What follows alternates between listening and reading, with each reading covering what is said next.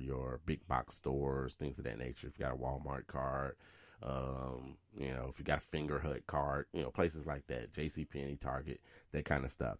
So they even have 3 or a little bit more than 3 of those cards. So in total, these people have about 7 or 8 credit cards. The people with the best credit scores, and historically speaking, have had 6 to 7 credit cards. That doesn't mean I need you to run out and get you 6, 7 credit cards. If you've got 1, you've got 2, cool. Roll with what you have. You can increase those later on down the line. It actually be better if you wait until your credit score is a little bit higher so you can get a better credit card. You get a better rate on that credit card. It would be advantageous for you to do that in the first place. All right, so don't run out just because you got 3 credit cards and you said, for me to get a great credit score, I need to get 6 or 7 or 8 because that's what the 800 credit score man said. That's not what I'm saying to you. I'm just telling you on average, this is what happens. And these people got their cards over time. So they didn't all pick them up when they were 20 years old and they're running around with 6, 7 credit cards. All right. So that's what you want to do.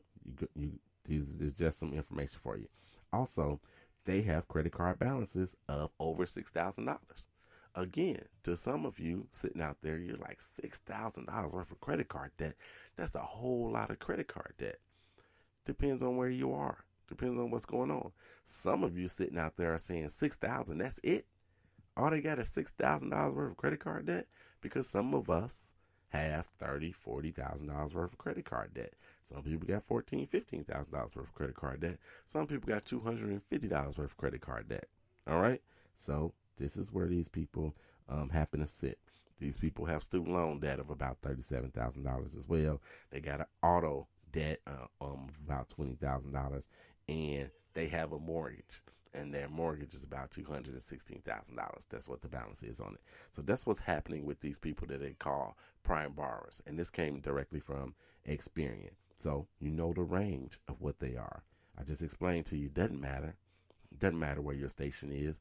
You don't have to make $100,000 almost like these people to have a good credit score. You just have to manage what you have to have a good credit score. That's what you need to do. So that new scale, we talked about it. Don't be discouraged, right? Do not be discouraged at all. The higher your credit score, the better you're going to be able to do things and get things that you want. Again, if you're a reward card chaser, you kind of get those points so you can go travel whenever the country and the world opens back up again. If that's your thing, that's what you want to do, increase your credit score. Increase your credit score. Doing that is going to allow you to do those things. I was having a conversation. Actually, I was being kind of like interviewed for something, and we were talking about what can you do with your credit. Like, how can you leverage your credit? That's how you leverage your credit. So the better your credit scores. Cliff, I told you about, now he's got a good credit score. What should Cliff be doing with this better credit score? Doesn't mean he should run out and buy the PlayStation 5 and all kinds of material things necessarily. First, he needs to sit down and look at what can help him in the future, or what can help him save money now that he has a better credit score. How are you going to save some money? Where are you going to get it from? If you got an automobile, or if you have a home and you bought your home barely because you had a 580, you had a 600, and you bought your home, but now your credit score is sitting at 700, it's sitting at 715, because that mortgage on there, paying it every month, is absolutely helping your credit score. If you got that kind of thing going on, then you need to call your insurance agent. Call your insurance agent and ask for an evaluation of your credit. Yes, they are going to look, not evaluation of your credit, evaluation of your policy. Yes, they are going to look at your credit score as well. And they're not using necessarily TransUnion, Equifax, and Experian. There are other credit bureaus out there. So typically, if you were reading anything, it'll typically say the 3 major credit bureaus. TransUnion, Equifax, and Experian are the 3 major credit bureaus. There are a dozen other or more credit bureaus out there that lenders don't use. They don't use them to make decisions, but your insurance company will probably use someone like LexisNexis.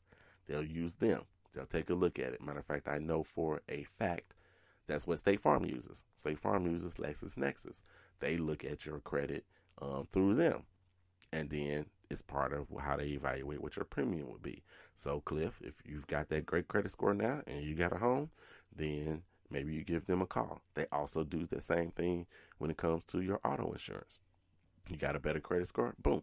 You need to give them a call, see if they'll evaluate it. Most places will do it at least once a year for you. So give them a call. Same thing when it comes to your credit cards. You got a credit card, you got it a long time ago. You got a 19% interest rate. Maybe you got a 24% interest rate. Give them a call. Say, hey, I got a better credit score. Can you lower my interest rate? Talk to them first. See if they're going to do a hard inquiry on you. You don't necessarily want that. You don't want that. If you're sitting at 5 inquiries already, 6, 7, 8, 10 inquiries, you don't want that. If you've got 1 or 2 and one's going to fall off because it's going to fall off your credit report in 2 years, then let them go ahead and run it and see if you can get you a better interest rate. I think I told you guys I did it before.